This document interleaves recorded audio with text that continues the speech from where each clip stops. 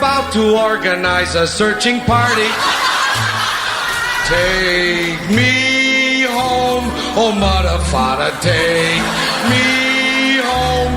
I hate Granada, don't leave me out in the forest where I might get eaten by a bear. Take me home, I promise I will not make noise or mess the house with other boys. Oh, please don't make me stay. I've been here one whole day. Dearest father, darling mother, how's my precious little brother? Let me come home if you miss me. I would even let Aunt Bertha hug and kiss me. Wait a minute, it stopped hailing. Guys are swimming, guys are sailing, playing baseball. Gee, that's better. Mother, father, kindly disregard this letter.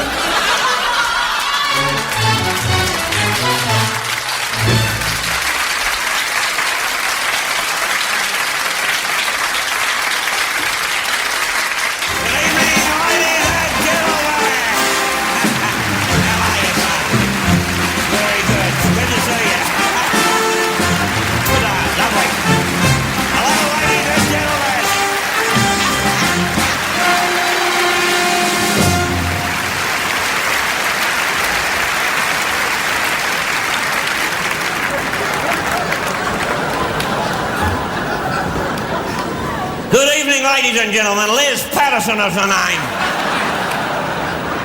And I have the honour to be the Australian Cultural Attaché to the Court of St James.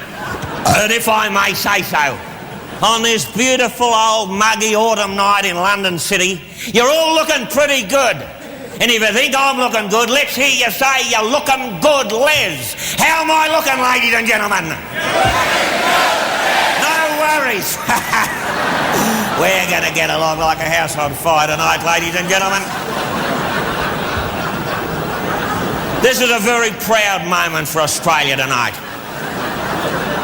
I must apologise to you that I was a little bit on the late side, Carl, missing your overture. I was held up on my way to this delightful venue. I was held up, my driver, I have a Commonwealth car in perpetuity from the government of Australia, but I was held up on the way here. Unfortunately, my driver was breathalyzed. His name is Jerry, and he's aptly named. He's always full. Are you with me? Are you with me? I said, Jerry, you're full. Your place is under the bed. It takes a while to get it, ladies and gentlemen. It does. If you're married to my wife, you'd be lucky if you got it once a year, I'm telling you that.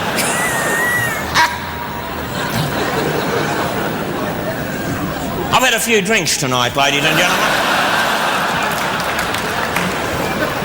As a matter of fact, I'm as full as a pommy complaint box tonight. You with me? I'm as full as a seaside shithouse on bank holiday, but no, I'm sorry. No, please forgive me. No, that just slipped out. I'm sorry. You know the feeling, fellas? No worries. No worries. No, that was parliamentary language, ladies and gentlemen. I do apologise. That was a low thing to say. I'm that low I could parachute out of a snake's arsehole, ladies and gentlemen. I thought...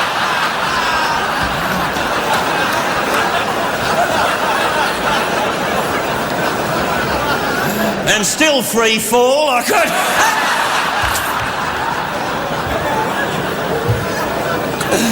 Oh, I've put my boot in it now, haven't I? They'll have to wipe that off the tape. Because all this is being filmed for posterity and being put in a time capsule, and why not? Life's too short.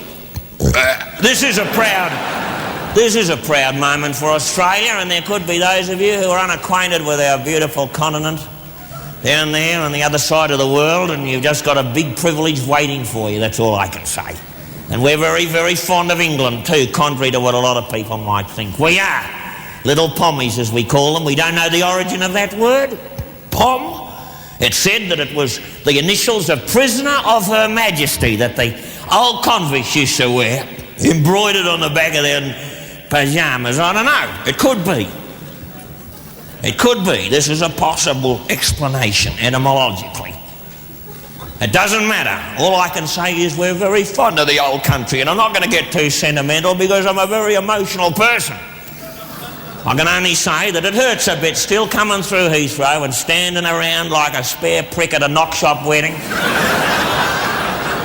It hurts hanging around immigration with your Australian passport in your hand, seeing all them yashmaks and leather masks wafting through. All them camels and tea towel heads, through they go. Poor old Aussies hanging around. And you may wonder why I'm all dressed up like a pox doctor's clerk tonight. The reason is that I'm a top Australian... I'm sorry.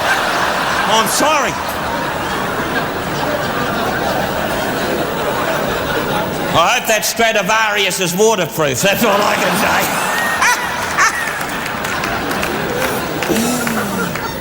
No, ladies and gentlemen, I have to dress like this all the time, being a top Australian diplomat, and it's marvellous wherever I go in the world, whether it's London, Paris, New York, Athens, Greece, any of them Dago joints. It's a nice feeling to know they judge Australia by me, ladies and gentlemen, they do. And that gives me a lovely warm feeling deep down, I can tell you that. Deep down where it really counts.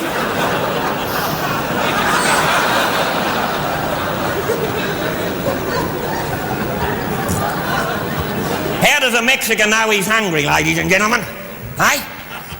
When his arse stops itching. Have you heard that one? Ah, it's a beauty. Good evening, ladies and gentlemen. Here's a little number I tossed off recently in the Caribbean. Isn't it awfully nice to have a penis? Isn't it frightfully good to have a dong? It's swell to have a stiffy, it's divine to own a dick. From the tiniest little tadger to the world's biggest prick. So 3 cheers for your Willie or John Thomas. Hooray for your one-eyed trouser snake. Your piece of pork, your wife's best friend, your Percy or your cock. You can wrap it up in ribbons, you can slip it in your sock. But don't take it out in public or they will stick you in the dock. And you won't come back. Oh, thank you very much. Of the Disciplinary Board of the London Transport Executive. I am driver 76842 Thornton G, based at the Finchley North Depot, and I have the honour to give an account of my behaviour on the 6 to 10 shift on the 174A route journeying between Hornsey and Friambarney on Thursday the 18th inst. I was driving my route master, licence number ABW648, on the aforesaid route, halting as per standing regulations at request stops only after Wood Green. My crew consisted of 877 Abdullah Ranjim Singh, conductor. I was cruising at 28 miles per hour, 2 minutes ahead of schedule, and thinking about my tea when a vision appeared before me. The vision consisted of a heavenly angel, which parked on my bonnet, partly obscuring my view, sir. It spake unto me, saying that I was to consider the lilies of the field, declutch, pull up at an unauthorised stop, apply the handbrake, and dedicate my ways to his word. This, sir, was at the corner of Hinchinfield Crescent and the North Circular Halfpenny stage from Finchley.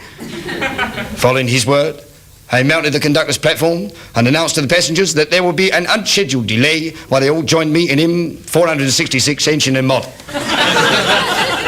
Day of wrath, day of mourning, see fulfil the prophet's warning. And so, a 6-penny fare with a shopping basket, later to be identified as passenger Wilmot, took immediate exception, pointing out that she was a Unitarian and also that she had to get to her mother's, to whom she was conveying a gift of some Brussels sprouts. There was also a mutinous objection from my crew, who claimed to be of Mohammedan faith. In fact, sir, the only 100% cooperation came from a passenger Nicholson, who immediately struck up with Rock of Ages 210 ancient and modern. He turned out to be an unpaid fare and also intoxicated.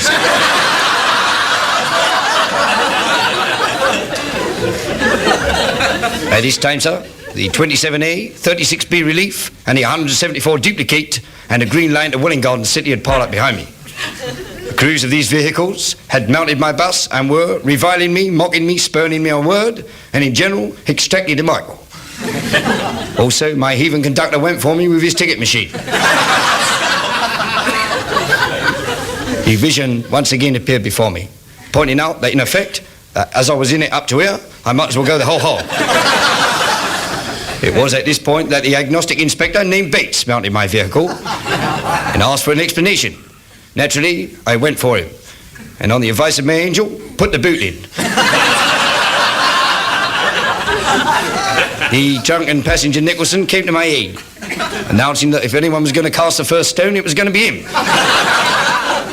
In the ensuing scuffle, I observed the law approaching.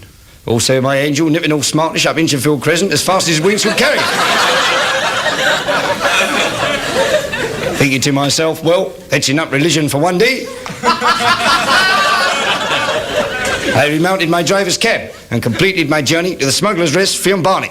And that, gentlemen, is my explanation of why the 174 Hay was 27 minutes behind schedule on the night of Thursday the 18th inst. God bless you all.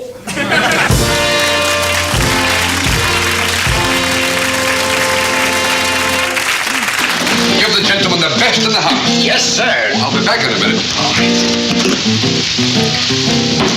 On a mountain in Virginia stands a lonesome pine. Just below is the cabin home of a little girl of mine. Her name is June, and very, very soon she'll belong to me. For I know she's waiting there for me 'neath that lone pine tree.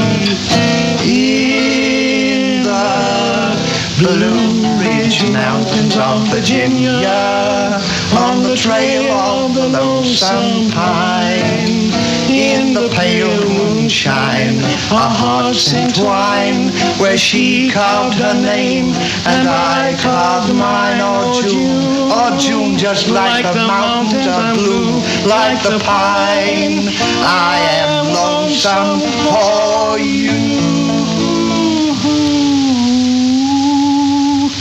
In the Blue Ridge Mountains of Virginia, on the trail of the lonesome pine. In the Blue Ridge Mountains of Virginia, on the trail of the lonesome pine.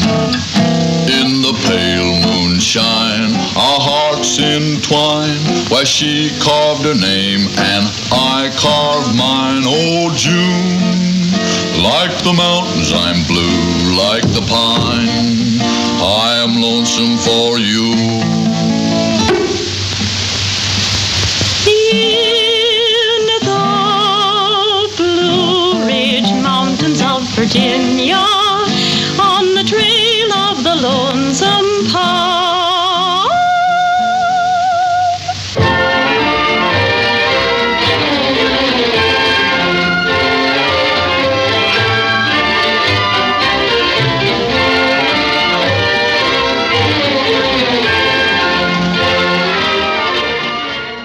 This week, Studio 5 welcomes two distinguished visitors.